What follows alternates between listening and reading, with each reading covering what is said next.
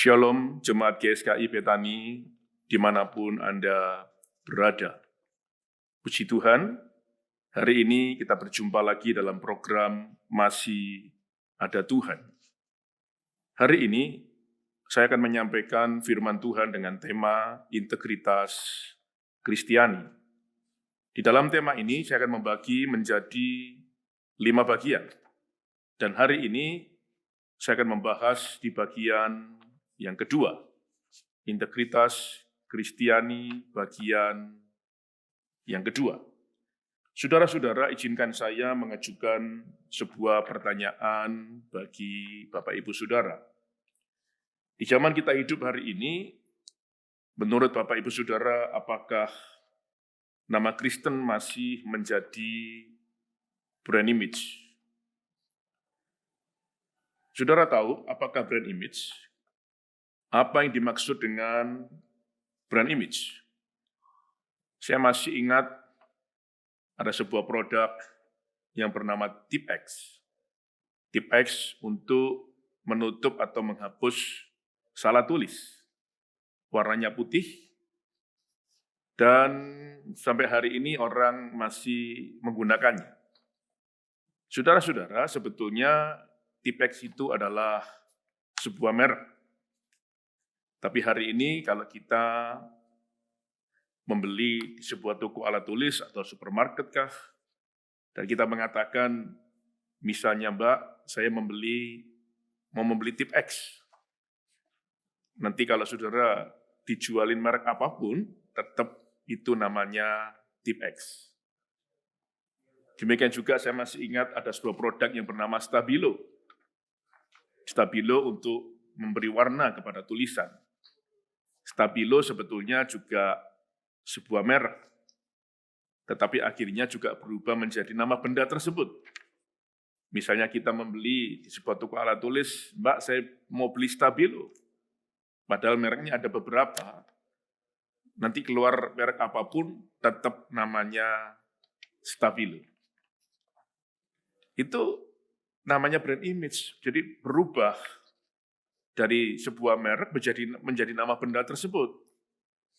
Demikian pula, menurut saya, zaman dulu ketika orang mengatakan, itu loh orang Kristen, dia itu orang Kristen, langsung yang muncul di benak kita pasti orangnya baik, bisa dipercaya, tanggung jawab, dan jujur.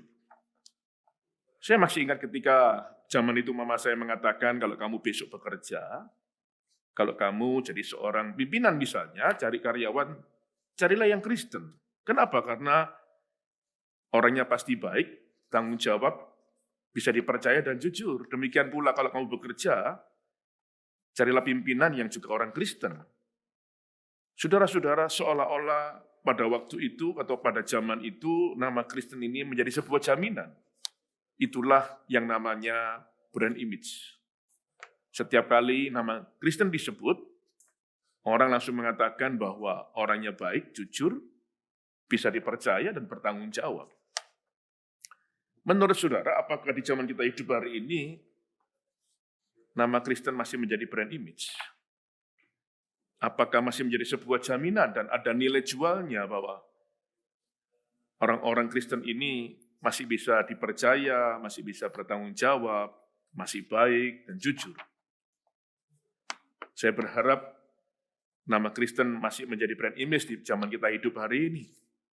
Kalaupun ada orang-orang yang kemudian melakukan sesuatu kesalahan, dia nggak bisa dipercaya lagi, sudah nggak jujur lagi, mari kita kembalikan supaya tetap nama Kristen menjadi brand image. Karena jelas dikatakan dalam Matius pasal 5 ayat 13 dan ayat yang ke-14, setiap kita orang percaya, kita dipanggil untuk menjadi garam dunia dan dipanggil untuk menjadi terang dunia. Yang artinya dimanapun kita berada, diharapkan setiap kita supaya bisa menggarami sekitar kita dan menjadi terang dimanapun kita berada.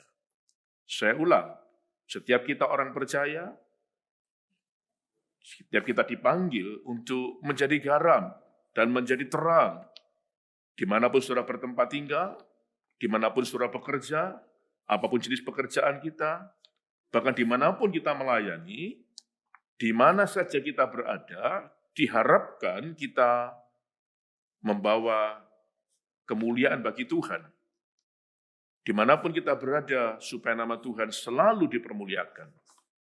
Tapi kenyataannya, mengapa banyak orang yang masih tetap hidup tidak seperti yang diharapkan? Kenyataannya, mengapa banyak orang yang hidup tidak berjalan dalam integritas? Baik, yang pertama, karena sesungguhnya kita sudah sulit mendapatkan contoh orang-orang yang hidup di dalam integritas. Lebih banyak yang melanggar integritas. Lebih banyak yang melakukan ketidakjujuran. Itu sebabnya tidak jarang kemudian banyak orang ikut melakukannya. Jadi saya berharap kita bukan terpengaruh dengan orang-orang yang tidak jujur dalam perilakunya. Justru kita harus menjadi pengaruh bagi mereka, supaya mereka kembali kepada jalan yang benar dan berjalan dalam integritas. Yang kedua, mengapa masih banyak orang yang tidak hidup dan berjalan dalam integritas? Karena pergaulan dan lingkungan yang selalu melanggar integritas. 1 Korintus pasal 15 ayat 33 mengatakan pergaulan yang buruk akan merusakkan kebiasaan yang baik. Jadi berhati-hatilah dengan lingkungan kita, dengan pergaulan kita. Karena kalau kita tidak hati-hati, bukannya kita yang membawa pengaruh, justru kita akan dipengaruhi. Dan kemudian kita akan hidup melanggar integritas. Yang ketiga, mengapa masih banyak orang yang tidak hidup dalam integritas? Karena sudah jarang mendapatkan pengajaran tentang integritas. Sudah jarang dikumandangkan, sudah jarang disampaikan. Dan hari ini saya berharap pengajaran-pengajaran semacam ini terus disampaikan supaya setiap kita, keturunan kita, semua hidup dan berjalan dalam integritas. Sekali lagi, supaya lewat hidup kita, nama Tuhan selalu dipermuliakan. Tuhan memberkati. Amin.